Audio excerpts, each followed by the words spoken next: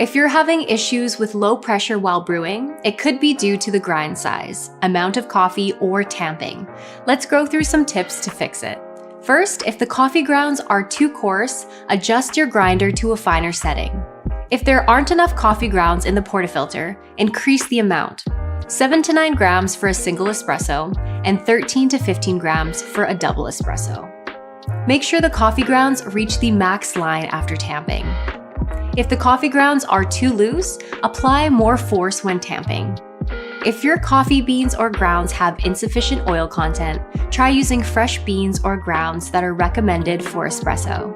By adjusting your grind size, coffee amount, and tamping, you should now have the right pressure for a perfect brew. Enjoy your espresso.